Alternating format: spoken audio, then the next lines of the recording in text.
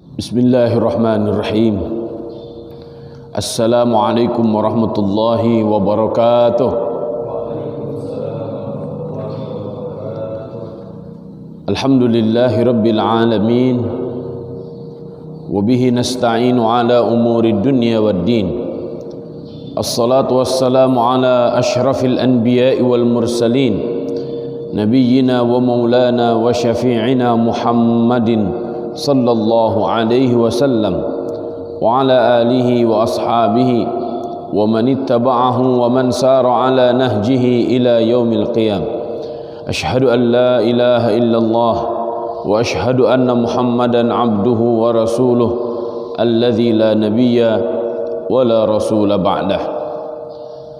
Amma ba'du, faqur rabbi zidni ilma warzuqni fahma. Allahumma alhimna rushdana wa a'idhna min syarri nufusina. Allahumma faqihna fid din wa 'allimna al-kitab wat ta'wil. Allahumma amin. Saudara-saudaraku yang sama-sama mengharapkan ampunan dari Allah Subhanahu wa taala, alhamdulillah wa syukru lillah, kita panjatkan segala puja dan puji kita hanya kepada Allah Subhanahu wa taala yang senantiasa melimpahkan berbagai macam nikmat kepada kita semuanya. Nikmat lahir yang bisa kita saksikan, yang kita bisa rasakan, nikmat batin, nikmat keimanan, nikmat ketakwaan. Sampai hari ini alhamdulillah kita masih melaksanakan perintah Allah Subhanahu wa taala berupa saum di bulan Ramadan, i'tikaf dan seluruh amal-amal kebaikan. Semoga ini sebagai bukti rasa syukur kita kepada Allah Subhanahu wa taala, dan semoga Allah Subhanahu wa taala jadikan asbab keberkahan baik di dunia ataupun kelak di akhirat. Salawat dan salam semoga senantiasa tercurah kepada Rasulullah sallallahu alaihi wasallam dan seluruh keluarganya, para sahabatnya, tabi'in, atba'ut tabi'in, para ulama pejuang dan seluruh umatnya dimanapun berada. Semoga Allah Subhanahu wa taala jadikan kita semuanya pengikut setia Nabi Muhammad sallallahu alaihi wasallam. Semoga akhir hayat kita ada dalam kondisi husnul khatimah, dan semoga kelak di akhirat Allah Subhanahu wa taala halalkan syafaatul uzma dari Rasulullah sallallahu alaihi wasallam untuk kita semuanya. Allahumma amin. Saudara-saudaraku yang dirahmati Allah Subhanahu wa taala, pada kesempatan kali ini kita semuanya memohon kepada Allah Subhanahu wa taala agar dibukakan pintu-pintu ilmu dan pintu-pintu hikmah. Semoga dengan mengkaji ayat-ayat Al-Quran menjadi asbab Allah Subhanahu wa ta'ala akan berikan hidayah kepada kita. Allah Subhanahu wa ta'ala akan kokohkan iman dan ketakwaan pada diri kita, dan semoga kita terus bersemangat untuk melaksanakan kebaikan-kebaikan dan menebar manfaat ke banyak orang. Pada kesempatan kali ini kita pun akan melanjutkan tadabbur kita, yang mana kita sudah sampai pada surat Abasa, surat ke-80,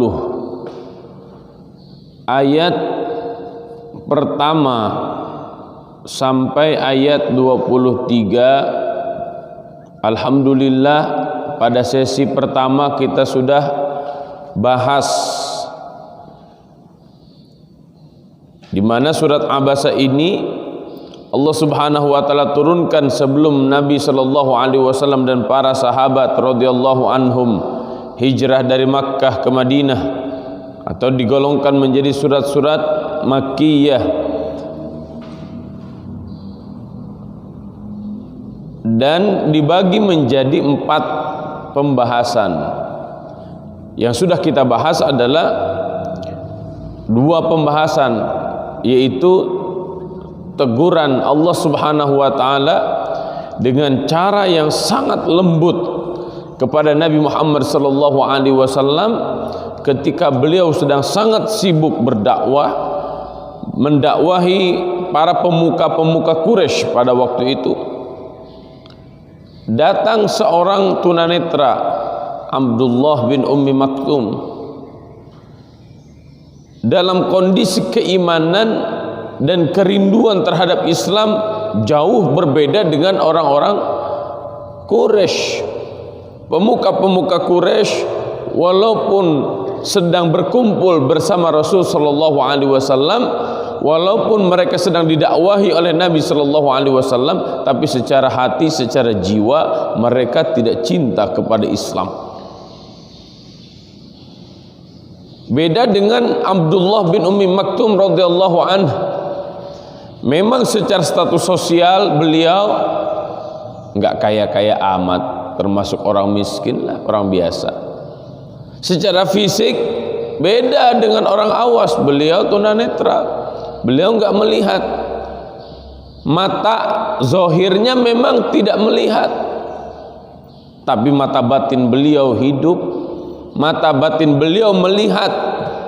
Beliau datang kepada Nabi sallallahu alaihi wasallam dengan satu harapan, ya Rasulullah, ajarkan kepadaku apa yang telah diturunkan oleh Allah Subhanahu wa taala kepadamu. Begitu rindunya Abdullah bin Ummi Maktum, seorang tunanetra, sangat ingin faham ajaran-ajaran Islam secara baik, maka langsung datang kepada Nabi sallallahu alaihi wasallam agar dijelaskan bahwa Islam itu agama yang sangat indah. Nabi sallallahu alaihi wasallam karena dalam kondisi sibuk, ketika datang Abdullah bin Ummi Maktum, Nabi sallallahu alaihi wasallam agak sedikit tidak suka, maka beliau digambarkan oleh Allah Subhanahu wa taala dengan abasa wa tawalla. Abasa berubah raut wajahnya, wa tawalla kemudian berpaling. Sebenarnya yang diingatkan itu bukan hanya Rasul sallallahu alaihi wasallam, tapi kita umatnya. Kenapa? Nabi sallallahu alaihi wasallam ala khuluqin azim, akhlaknya mulia, akhlaknya sempurna. Ketika diingatkan oleh Allah Subhanahu wa taala dengan surat Abasa ini, maka Nabi sallallahu alaihi wasallam tidak pernah berubah raut wajahnya ketika bertemu dengan orang, selalu tersenyum. Bahkan kepada Abdullah bin Ummi Maktum selalu mengatakan, marhaban bima atabani rabbi, selamat datang kepadamu wahai Abdullah bin Ummi Maktum, yang karena engkau aku diingatkan oleh Allah Subhanahu wa taala. Sejak itu Nabi sallallahu alaihi wasallam tidak pernah bermuka masam, tidak pernah berpaling lagi kepada siapapun, mau orang kaya, mau orang miskin, mau orang fakir, mau siapapun. Nabi sallallahu alaihi wasallam tidak pernah membeda-bedakan orang. Ini pelajaran besar bagi kita semuanya, terutama para dai, para ustadz, para mubaligh, para kiai, ya, orang-orang terpandang. Jangan membeda-bedakan orang dari segi status, kemudian karena statusnya berbeda kemudian kita merendahkannya, kita menghinakannya. Jangan, karena dalam Islam sejatinya semua manusia di hadapan Allah Subhanahu wa taala sama dimuliakan oleh Islam. Walaqad karramna bani Adam, laqad khalaqnal insana fi ahsani taqwim. Yang membedakan itu hanya satu, inna akramakum indallahi atqakum. Orang yang paling mulia di antara kalian menurut Allah Subhanahu wa taala, mereka orang-orang yang paling bertakwa di hadapan Allah Subhanahu wa taala. Kita terkadang kalau dipanggil hajatan oleh orang kaya seneng, ya. Kenapa? Amplopnya gede. Hati-hati. Jangankan hajatan, dipanggil sama orang kaya karena ada yang mati anggota keluarganya, oh senengnya luar biasa. Kenapa? Amplopnya gede. Nauzubillah, seperti itu. Ya, kalau dipanggil orang miskin, nggak ada waktu. Padahal kewajiban sesama muslim itu mendoakan. Hati-hati, dipanggil oleh orang kaya suruh doa, lama doanya. Dipanggil orang miskin, ya udah, Rabbana atina fid dunya hasanah wa fil akhirati hasanah wa qina adzabannar. Amin. Udah, enggak ada 5 menit acan. Padahal saling mendoakan sesama orang Islam itu sangat dianjurkan. Bahkan doaul mukmin fi dhahril ghaib mustajabatun. Saling mendoakan ketika tidak ada orangnya itu insyaallah mustajab. Ini bagian pertama. Bagian kedua, Allah Subhanahu wa taala ingatkan manusia termasuk kita semuanya, qutilal insanu ma akfarah. Qutila, dibunuh, al insan manusia, ma akfarah. Kenapa mereka sampai kafir? Kenapa mereka sampai tidak beriman? Ini ayat ini mengingatkan bahwa kekafiran itu sangat layak dengan pembunuhan. Loh, kenapa logikanya seperti itu? Nanti akan dijelaskan. Tapi kutila di sini bukan berarti semua orang kafir dibunuh langsung, bukan. Kutila di sini menunjukkan celaka. Ya. Celaka orang-orang kafir, celaka orang-orang yang tidak mau beriman kepada Allah Subhanahu wa taala. Kenapa sih sampai orang-orang kafir itu celaka? Baik di dunia ataupun kelak di akhirat. Nah, ini kita akan bahas pembahasan yang ketiga, ya. Pembahasan yang ketiga ini mulai dari kutilal insanu ma akfarah. Kemudian falyanzuril insanu ila ta'ami. Setelah Allah Subhanahu wa taala jelaskan mulai ayat ke-17 dengan kutilal insanu ma akfarah, binasalah manusia, celakalah manusia, ya. Alangkah amat sangat kekafirannya. Celaka orang-orang seperti itu, kekeh, teguh pendirian dalam kesesatan, celaka. Maksa pengen masuk neraka, celaka orang seperti itu, ya. Allah Subhanahu wa taala ingatkan awal penciptaannya itu seperti apa manusia itu, ya. Allah Subhanahu wa taala ciptakan, kemudian dia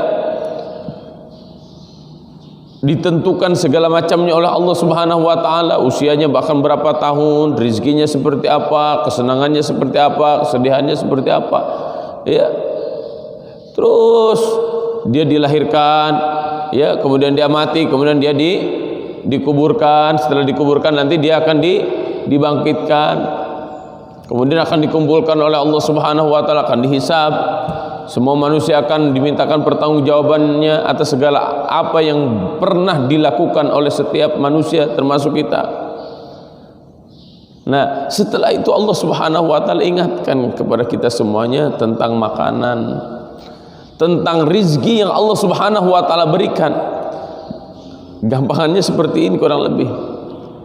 Ente sudah saya ciptakan, ente sudah saya atur kehidupannya, kami sudah berikan rizki yang banyak kepada kalian semuanya, tapi kenapa sih ente masih kafir?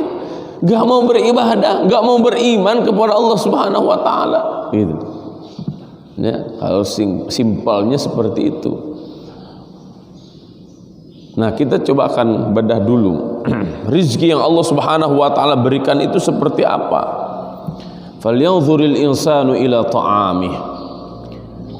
Hendaklah manusia memperhatikan makanannya. Pastikan setiap makanan yang masuk ke mulut kita pasti halalan, thayyiban. Jangan sampai ada makanan haram masuk ke mulut kita, atau jangan sampai ada makanan haram masuk ke mulut istri kita, masuk ke mulut anak-anak kita. Nabi sallallahu alaihi wasallam mengingatkan, "Ma nabata min haram fannar aula bihi." Apapun yang tumbuhnya dari yang haram, fannar aula bihi, maka api neraka yang lebih layak bagi orang itu. Ketika kita makan dari makanan yang haram, atau dihasilkan dari hasil yang haram, maka sejatinya yang kita makan itu bukan nasi tapi api neraka. Ketika kita menghasilkan sesuatu atau makanan dengan cara yang haram, kemudian kita berikan makanan itu kepada anak dan istri kita, sejatinya kita memberi makan kepada istri dan anak kita itu api neraka. Dan bagaimana mungkin Allah Subhanahu wa taala akan mengabulkan doa-doa kita jika makanannya haram, minumannya haram, apa yang dipakai dihasilkan dari yang haram. Fa anna yustajabulah. Digambarkan dalam sebuah hadis Nabi sallallahu alaihi wasallam, ada seseorang melakukan perjalanan panjang sampai asy'ata aghbara, lusuh, banyak debunya, yamuddu yadayhi ila sama, dia menengadahkan tangannya ke langit, ya Rabb ya Rabb, bermunajat kepada Allah Subhanahu wa taala, tapi ternyata doanya tidak dikabulkan.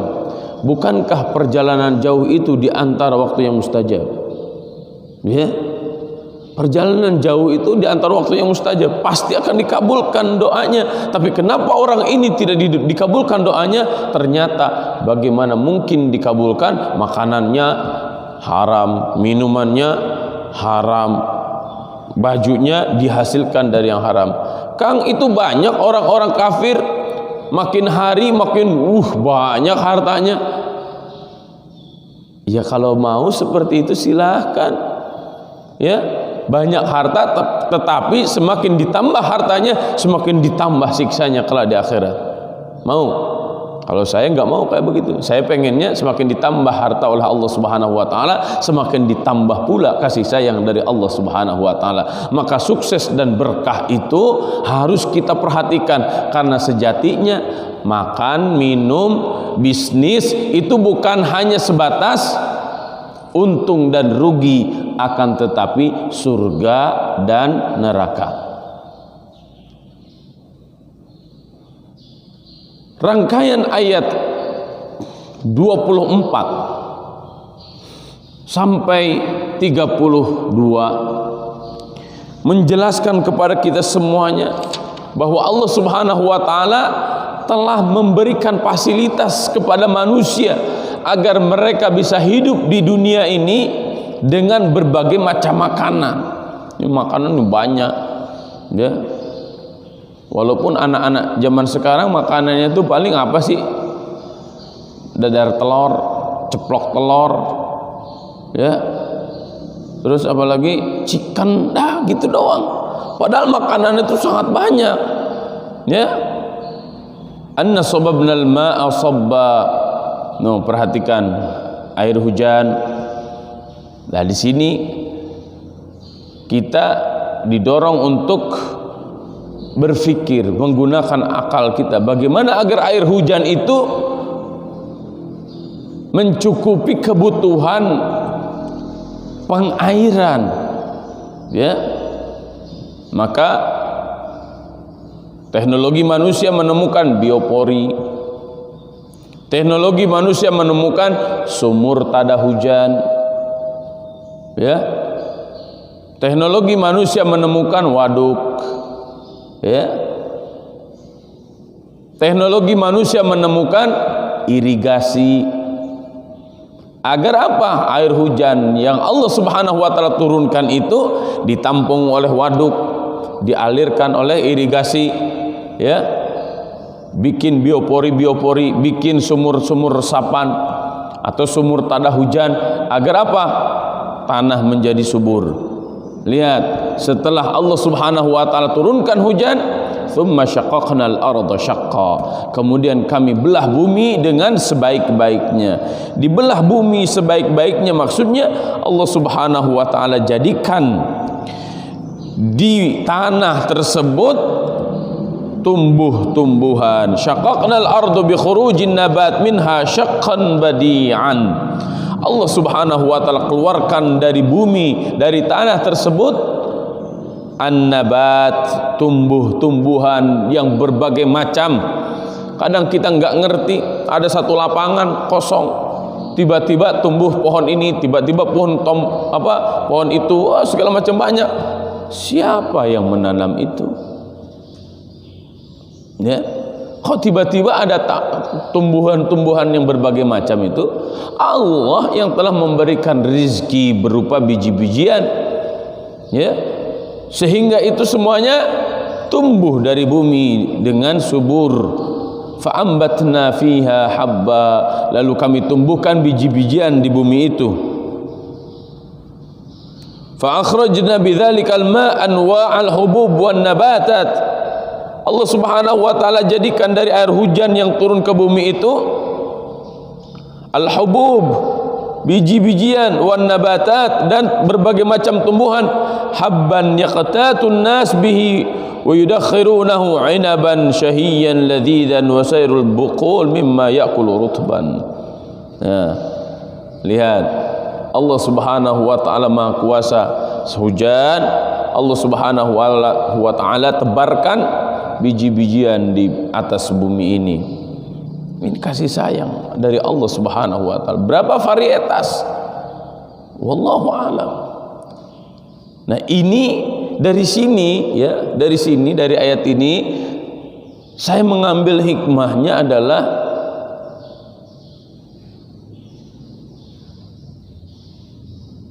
pengembangbiakan benih-benih, ya. Jadi jangan sampai benih-benih itu habis, hilang, punah. Maka teknologi rekayasa tumbuhan itu harus terus kita pelajari. Jadi jangan sampai santri itu ngaji tok. Jangan. Kenapa ini? Dalam Al-Quran dijelaskan tentang pertanian, ya. Teknologi pertanian ini diantaranya. Maka santri itu seakan-akan dia menjadi mahasiswa Polbangtan, Politeknik Pengembangan Pertanian. Jadi orang muslim itu ketika bicara pertanian, ini ayatnya, ya, harus berpikir bagaimana agar pertanian ini subur, bagaimana agar kita juga punya F1-nya, ya, tahu F1. Jadi Formula 1-nya dari awalnya tuh jagung. Bagaimana agar kita punya F1-nya? Allah Subhanahu wa taala sudah ngasih F1-nya tuh. Jangan sampai kita punyanya F8 tuh. Udah apa ya? Udah BS itu. Tapi Formula 1-nya itu yang harus kita punya, ya. Dan ini sangat bagus ini untuk terus dilakukan. Lakukan riset oleh para santri, ya, sehingga benih-benih, biji-bijian tumbuhan-tumbuhan itu betul-betul dari awal full dengan zikir, sehingga ketika ditanam menjadi tumbuhan-tumbuhan yang akan menghasilkan keberkahan-keberkahan karena dari pengembangbiakan varietasnya, F1-nya dipenuhi dengan zikir kepada Allah Subhanahu wa taala. Ya, ditanam, tumbuh subur, dimakan menjadi makanan-makanan yang penuh dengan keberkahan. Para kiai zaman dahulu, santri-santrinya soleh-soleh, baik-baik, jadi-jadi semuanya. Kenapa? Di antaranya adalah makanannya terjaga dari hulu ke hilir, semuanya yang garap kiai full doa, maka berkah. Kalau sekarang kiainya ngasih sayur, udah didoain, nggak dimakan, milih yang lain, jajan di luar, ya, jajannya apa? Cuma sosis, chicken, yang nggak jelas. Akhirnya apa? Ya karakternya memang terbentuk sesuai dengan makanan yang dimakan, ya. Waliyadzubillah. Wa inaba wa qadba, anggur dan sayur-sayuran. Nih, perhatikan. Langsung disebutkan oleh Allah Subhanahu wa taala anggur. Bukan khomernya, anggurnya. Ini tanaman-tanaman surga. Sayuran. Para santri, makan sayur agar serat di tubuh kita cukup. Kalau nggak makan sayur, kurus kering kita semuanya. Pencernaannya akan bermasalah. Saya baik-baik aja, Kang. Iya, lihat nanti kalau udah mulai tua, udah mulai 40 tahun. Ya, Makan sayur. Ayo gerakkan makan sayur. Ya. Jangan makan chicken mulu. Udah mau makan chicken terus. Ayam boiler itu kan banyak banget obatnya. Iya kan? Suntik ini, suntik itu, anti ini, anti itu. Wah, obat semua. Obat kimia semua. Sama Kang itu juga. Sayuran juga di pestisida. Oh iya juga ya. Maka kita harus berpikir bagaimana agar semuanya menjadi organik. Ya, temukan teknologinya agar organik. Pembahasannya kok sampai ke sana-sana Kang. Lah ini kan sedang membahas tentang sayur-sayuran. Ya. Kenapa sekarang banyak varietas tumbuhan yang hilang, yang punah? Begitu banyak spesies binatang yang punah. Di antaranya karena penggunaan pestisida yang tidak alami. Kalaupun harus bikin pestisida, silahkan bikin pestisida tapi yang alami, yang organik semuanya. Ya kan, alam ini organik. Ya kan, ketika ada unsur kimiawi yang merusak, maka satu siklus rusak akan mempengaruhi siklus yang lain. Ya, maka kita umat Islam ini yang harus berpikir dan lakukan penelitian secara mendalam agar setiap jengkal tanah yang Allah Subhanahu wa taala amanahkan menjadi makmur, subur. Inilah semangat baldatun thayyibatun wa rabbun ghafur. Terus wa zaitunan wa nakhla, zaitun dan pohon kurma. Ini tanaman-tanaman yang luar biasa semua ini ya. Anggur, sayur-sayuran, berbagai macam sayuran, banyak sekali. Zaitun dan pohon kurma. Zaitun, apakah zaitun tumbuh di Indonesia? Tumbuh. Apakah kurma tumbuh di Indonesia? Tumbuh. Yang penting faham, kurma tropis juga ada di Chiang Mai, terus dikembangkan. Kemarin saya dengar di Jawa ada yang panen kurma, Masya Allah. Kenapa banyak menanam kurma tidak berbuah? Karena kurma itu sebenarnya ada jantan, ada betinanya, dan itu harus dikawinkan. Jadi kalau tidak dikawinkan, tidak ada proses itu, maka tidak akan berbuah. Yang nggak pernah kawin, ya kan? Maka jangan salahkan kurmanya. Oh, nggak mungkin kurma tumbuh di Indonesia. Ini Al-Quran secara umum. Ya. Yang penting faham teknologi penanamannya, pemeliharaannya kurma itu. Dan ini kurma ini tanaman akhir zaman ini. Ya. Kalau tadi sayur-sayuran mungkin hanya beberapa hari saja bisa kuatnya, tapi kalau kurma insya Allah berbulan-bulan kurma itu kuat. Maka kita sebenarnya, saya sangat menyarankan agar antum semuanya mempelajari ini, bagaimana pengembangbiakan kurma, karena sudah sangat banyak yang berhasil. Di Indonesia ada seakan-akan racun yang ditanamkan di otak, gak mungkin kurma tumbuh di Indonesia. Lah itu palem, itu sawit, kan sama, iya kan? Jenisnya sama itu palem. Kenapa sawit dikembangbiakan?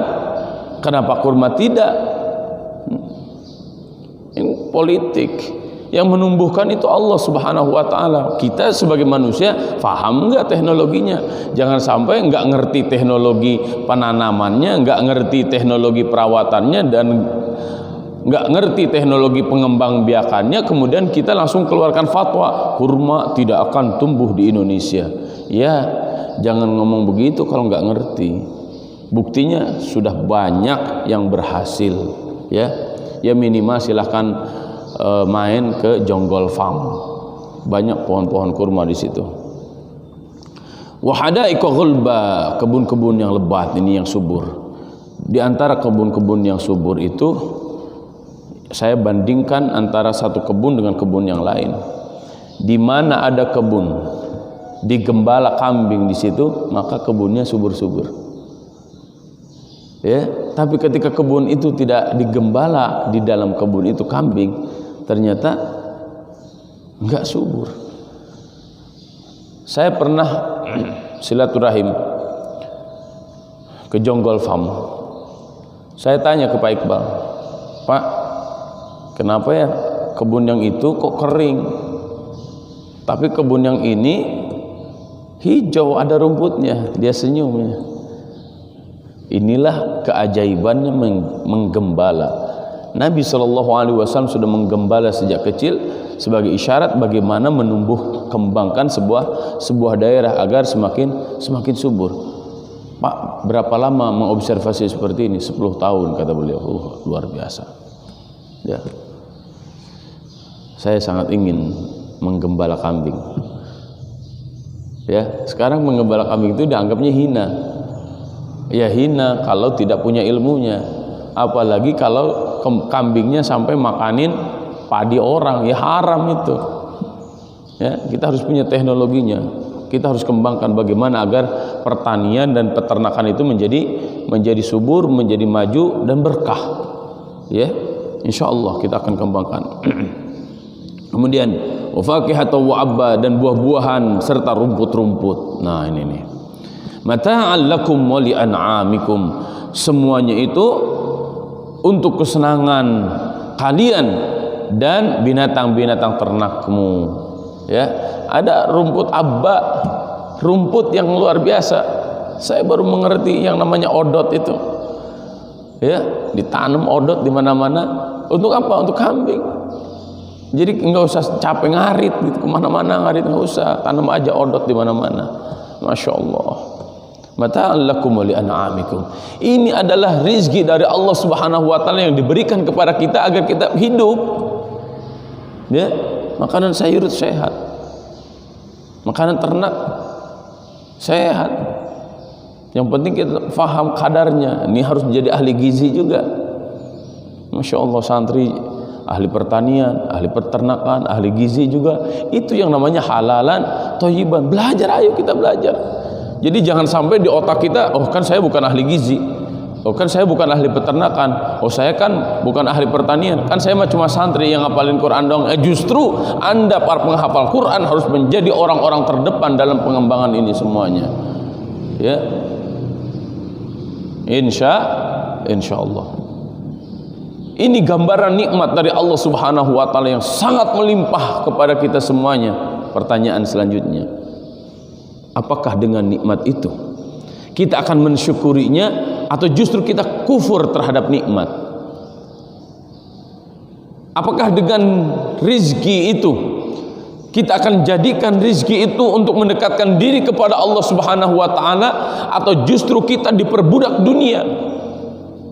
Seharusnya rizki yang Allah berikan itu, Allah kasih sawah, sawahnya subur, makmur. Allah kasih kebun, kebunnya subur, makmur. Kita semakin nikmat ibadah.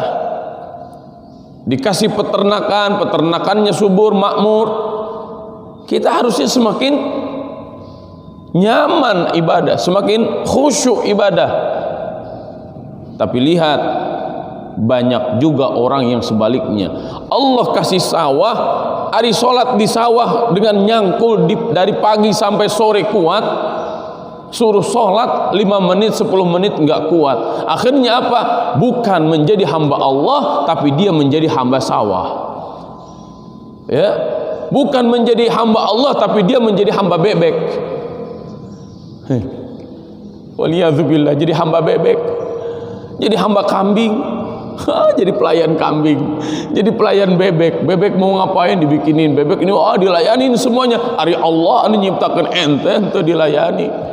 Tak itu jelema nu ciga kitu tanu teu syukur teh, teu mikir teh.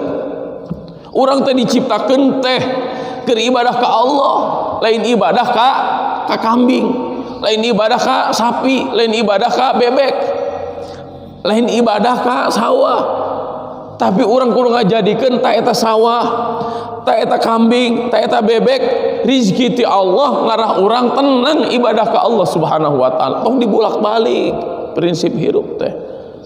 Ya, jangan dibulak-balik, jangan dibulak-balik. Ari pergi ke kantor, pergi ke pabrik, rajin luar biasa. Ya, memang subuh siap-siap. berangkat nah ari dititah salat makena ge kaos sangsang eta ge mun inget astagfirullahalazim ari kabos di pabrik sieun ari ka big boss anu nyiptakeun langit jeung bumi anu mere rezeki ka ente meni disapirakeun pantes hidupna henteu sukses pantes hidupna henteu barokah wal iyadzu billah.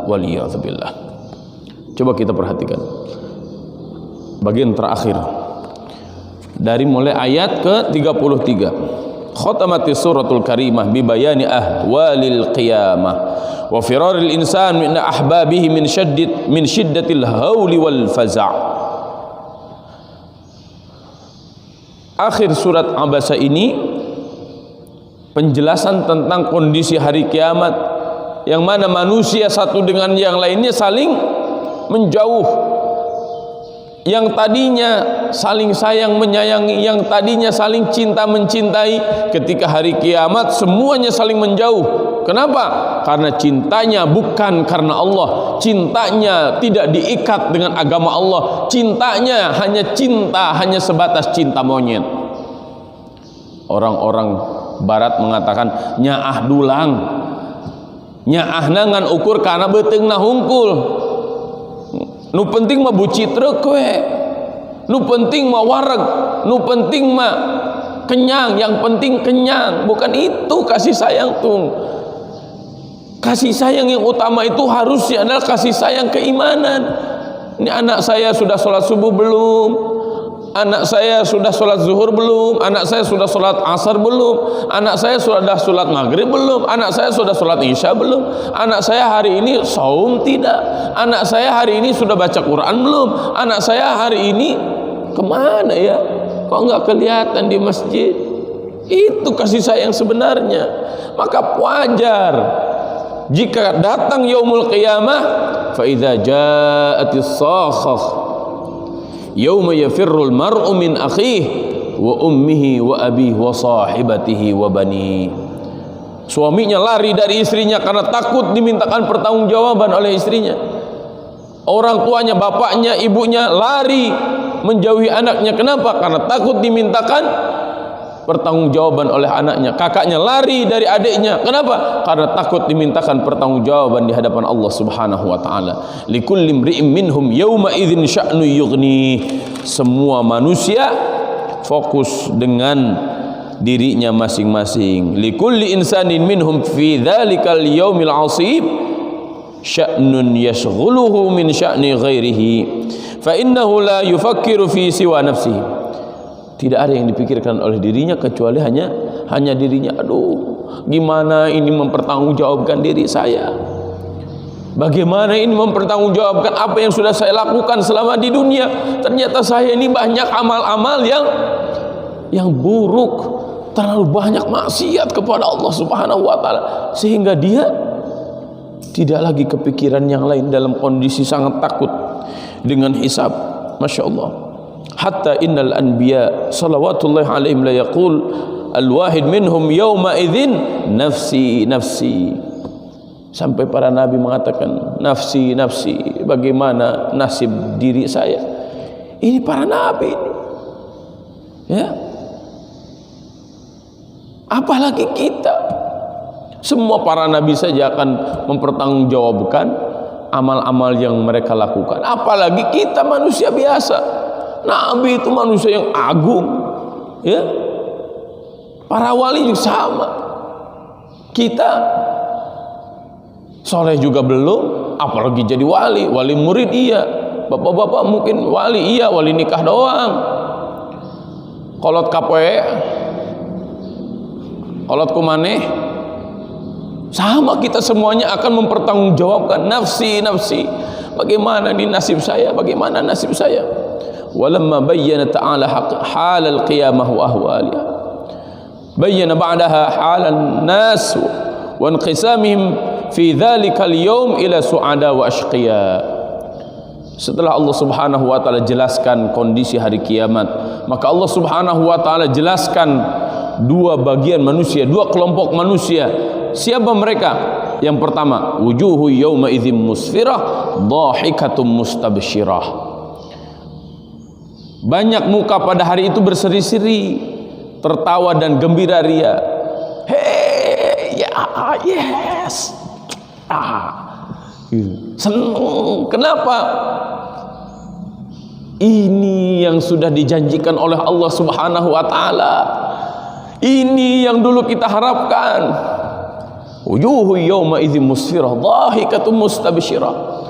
Yauma tabyaddu wujuhun wa taswaddu wujuh. Tabyaddu wujuh, wajah orang-orang beriman, orang-orang bertakwa itu tabyaddu, menjadi cerah, menjadi bersinar. Kenapa? Gembira, senang, karena mereka akan mendapatkan apa yang telah dijanjikan oleh Allah Subhanahu wa taala berupa surga, ridho Allah Subhanahu wa taala kepada mereka. Kemudian mereka dimasukkan oleh Allah Subhanahu wa taala ke dalam surga. Sedangkan orang-orang kafir, ya, yang ketika di dunia mereka terus didakwahin oleh Nabi, mereka terus didakwahin oleh para wali, mereka didakwahin terus oleh para ustadz, oleh para kiai, oleh para mubaligh, tapi tidak mau berubah pula. Rasakan nanti di akhirat wajahnya akan seperti apa? Wujuhu yawma idzin 'alaiha ghabarah tarhaquha qatarah ulaika humul kafaratul fajarah. Dan banyak pula pada hari itu wajahnya tertutup debu. Kalau yang pertama itu wajahnya jadi glowing, ya, matanya mungkin di dunia tunanetra, tidak melihat, tapi ketika hatinya beriman, maka nanti di akhirat matanya yang buta itu akan dibukakan oleh Allah Subhanahu wa taala. Mungkin hari ini matanya awas, tapi hatinya mati, maka orang-orang yang seperti itu nanti di akhirat matanya akan dibutakan. Lima hasyartani a'ma wa qad kuntu basira. Ya Allah, kenapa engkau jadikan mataku menjadi picek? Kenapa mataku jadi buta ya Allah? Wa qad kuntu basira, bukankah aku di dunia ini melihat? Kadzalikal yawma tunsa. Beginilah karena kamu selama di dunia melupakan peringatan-peringatan dari Allah. Kamu selama di dunia tidak mau melihat kemahakuasaan Allah Subhanahu wa taala, maka hari ini engkau dilupakan oleh Allah Subhanahu wa taala. Tidak dipandang sebagai makhluk Allah Subhanahu wa taala, dihinakan oleh Allah Subhanahu wa taala. Innaha la ta'mal absar walakin ta'mal qulub alladhi fis sudur. Abdullah bin Ummi Maktum memang matanya buta. Innaha la ta'mal absar walakin ta'mal qulub alladhi fis sudur. Beliau buta matanya, tapi hatinya tidak buta. Mayoritas banyak orang hari ini matanya awas, tapi hatinya buta. Wal iyadzu billah, wal iyadzu billah. Sungguh luar biasa Abdullah bin Ummi Maktum memberikan gambaran kepada kita semuanya sosok manusia yang Allah Subhanahu wa taala berikan gelar kepadanya radhiyallahu anhu. Abdullah bin Ummi Maktum radhiyallahu an. Allah ridha kepadanya walaupun matanya buta tapi hatinya hidup. Maka seperti ini gambaran yang harus kita lakukan. Jangan sampai mata kita awas tapi hati kita tidak mampu menghayati ayat-ayat Allah Subhanahu wa taala, sehingga apa yang kita lihat, apa yang kita dengar tidak mampu menjadikan kita semakin dekat dengan Allah Subhanahu wa taala. Tapi seharusnya apa yang harus kita lakukan? Yang harus kita lakukan adalah setiap yang kita lihat, setiap yang kita dengar, setiap yang kita rasakan harus menjadi fasilitas kita semuanya mendapatkan hidayah dari Allah, sehingga bertambah umur, bertambah pula taqarrub kita kepada Allah Subhanahu wa taala. Semoga Allah Subhanahu wa taala jadikan kita semuanya orang-orang yang kelak di akhirat wajahnya berseri-seri, wajahnya menjadi glowing, wajahnya menjadi bercahaya karena keimanan kita kepada Allah Subhanahu wa taala. Kita semuanya berlindung kepada Allah Subhanahu wa taala menjadi orang-orang yang kelak di yaumul qiyamah wajahnya menjadi hitam, wajahnya menjadi muram, wajahnya menjadi masam, abasa. Di akhirat menjadi masam wajahnya, menjadi hitam wajahnya, menjadi legam wajahnya. Kenapa? karena dia tidak mau beriman kepada Allah Subhanahu wa taala. Ulaika humul kafaratul fajarah. Kafarah orang-orang kafir, fajarah orang-orang yang banyak dosa. Ulaika humul kafaratul fajarah. Ternyata kekafiran dan dosa itu akan menjadikan wajah kita semakin kusut, tidak nampak aura-aura kebaikan. Dan ini bisa dibuktikan di dunia saja, sudah bisa dibuktikan. Orang-orang yang wajahnya tidak pernah terkena air wudu, walaupun dia kelimis, tidak ada aura cahaya di wajahnya. Tapi orang-orang yang wajahnya senantiasa terkena air wudu, walaupun dia orang Afrika, kita lihat di Makkah, di Masjidil Haram, di Masjid Nabawi, banyak orang-orang hitam, tapi walaupun kulitnya hitam, wajahnya berseri-seri. Masya Allah, kita tenang berada di sampingnya. Inilah kekuatan maknawi, inilah kekuatan iman yang akan terpancar dari wajahnya. Bahkan kekuatan iman itu, kehebatan iman itu akan terpancar dari setiap pori-pori yang ada di tubuhnya. Ya Allah, atmim lana nurana. Ya Allah, sempurnakan cahaya yang Kau berikan kepada kami. Ya Allah, ya Allah, jadikan wajah kami bercahaya, jadikan tangan kami bercahaya, jadikan kaki kami bercahaya, jadikan mata kami bercahaya, jadikan hati kami senantiasa bercahaya, sehingga kami mudah membedakan mana yang hak, mana yang batil, mana yang halal, mana yang haram. Dan berikan kekuatan kepada kami untuk senantiasa berada di jalan Islam hingga akhir hayat kami. Jauhkan kami dari jalan kekafiran dan kemaksiatan. Allahumma amin, Allahumma amin, Allahumma amin. Rabbana zalamna anfusana wa illam taghfir lana wa tarhamna lanakunanna minal khasirin. La ilaha illa anta subhanaka inni kuntu minadh zalimin. Rabbana la tuzigh qulubana ba'da idh hadaitana wa hab lana min ladunka rahmah innaka antal wahhab.